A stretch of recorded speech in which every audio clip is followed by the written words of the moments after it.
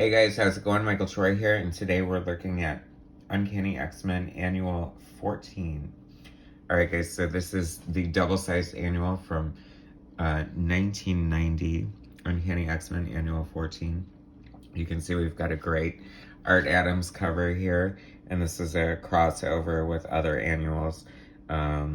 Days of Future Present, Part 4, so I'm thinking this is crossing over with Fantastic Four and X-Force and, or not X-Force, X-Factor, because there's Jean Grey in her X-Factor costume and Cable.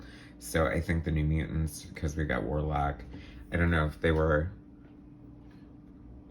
Was Warlock in X-Force? No, I guess not. Anyway, so this is another in the great line of amazing annuals, written by Chris Claremont and illustrated by Art Adams. So we've got a bunch of different anchors on this. Dan Green, Bob Wiacek, Bill Milgram, Art T-Bear, Steve Moncuse. I'm out of breath and dying. So this is fun though. Of course, I always love when Art Adams draws these annuals, and I feel like everybody remembers like the Asgardian Wars and X-Babies, but this is one that you don't see like mentioned too much, so you're in for a treat. There's Rachel from, I love Rachel, it's one of my favorite characters. I loved her in Excalibur, and I love her like hound costume, and I just think she's cool as Phoenix. Another great female character developed and created by Chris Claremont. So in the future, she's married to Franklin Richards, so that's kind of fun and touching to see them together. And so remember, there's a bunch of different anchors, but it's so cool. We get like different, like we get the Fantastic Four, and I guess that's She-Thing, which forgot, for the love of God, I don't think I read Fantastic Four at that time because She-Thing. So, I mean, did they call her She-Thing? Please leave in the comments and educate me so I don't have to go read a book with She-Thing in it, because I don't know, that just looks terrible. Like, I don't know. Was there not a better way to do rock boobs? I guess not. But that does not take away from the book at all. It's so cool that the FF is in here. And I'm thinking that's Ben Grimm in non-thing form, so it must have been a kind of cool whatever was going on in FF at the time, I don't remember.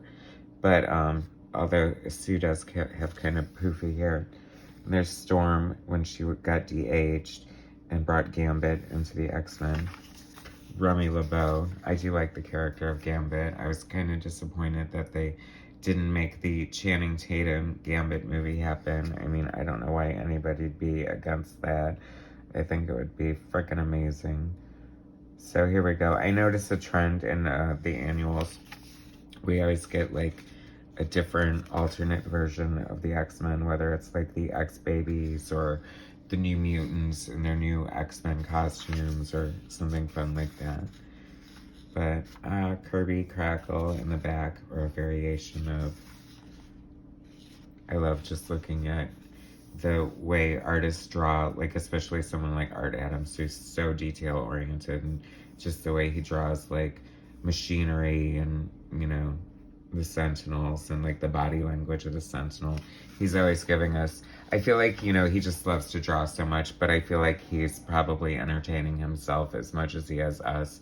Like just the way he always puts little nuggets of goodness in the background, or just little flourishes that are kind of his own. This is a great splash page here. That's so cool. He draws, I remember when he drew a few issues of X Factor. I'll have to dig that up, and I don't know. Of course it was cool. Why wouldn't it be, right? Because it's Art Adams, and I love Art Adams, and I've just been a fan of his since the day he, you know, debuted pretty much, so. And he's just one of those artists who's, I mean, his detail is like insane now when he does like cover recreations and stuff like that sometimes, and it's just mind-boggling the amount of detail he puts in, and it never looks cluttered, it never looks muddy or like confusing. It's like there's 50 million characters here, and you have to know how to, like, lay this out properly and choreograph everything so it doesn't look, you know, cluttered. And that's just as much a talent or skill or a part of the job as anything else when it comes to being a comic book artist. So very admirable. It's funny, I'm not seeing a lot of X-Men going on here, but it's okay. There's a lot of other characters. I think Rachel is the best Phoenix too, and I think that she should get her due. I think that leave Jean Grey dead for the love of Pete and just let her rest in power and just, or not in power. We don't want her coming back again, for God's sakes. It's already been so muddied, like everybody and their brother's Phoenix at this point, and it's just, I don't know. I don't think that's what Stan wanted, guys. I don't know. I hate to speak for anyone else, but it just seems a little weird. I'm loving these pages with Rachel, and there's, and she calls her mom, and I love that. And that's just so weird and awkward. It's like, hi, my mom, who's like 5 years older than me because of time displacement or whatever. I have to say I love Storm, and of course Art Adams draws the best Storm, even teenage adolescent Storm. Did you think I was gonna say Teenage Mutant Ninja Storm? Ooh, that'd be a good book, wouldn't it? Teenage Mutant Ninja Storm. Like, I so want to see that. I don't think that's a Storm story we've gotten yet.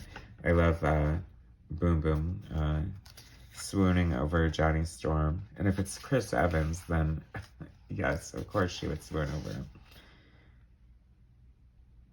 Oh, that's kind of weird. I think Rachel added her own essence to her mom's essence crystal ball. Be like, get off my crystal ball. So this is a little backup story, and I don't see the art credited, and I feel like I should know who the artist is. But it's like a Wolverine, Psylocke, Jubilee story. There's Rachel. I don't really remember this. Oh, but there's some fun, worthwhile pinouts. Oh, isn't that weird? Okay. So the credit here, penciled by Mark Heike. So that's why I don't know who it is.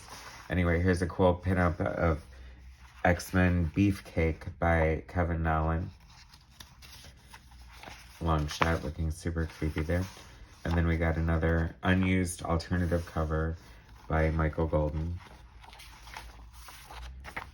And that's that. X-Men Annual 14 from 1990 by Chris Claremont and Art Adams. Super cool.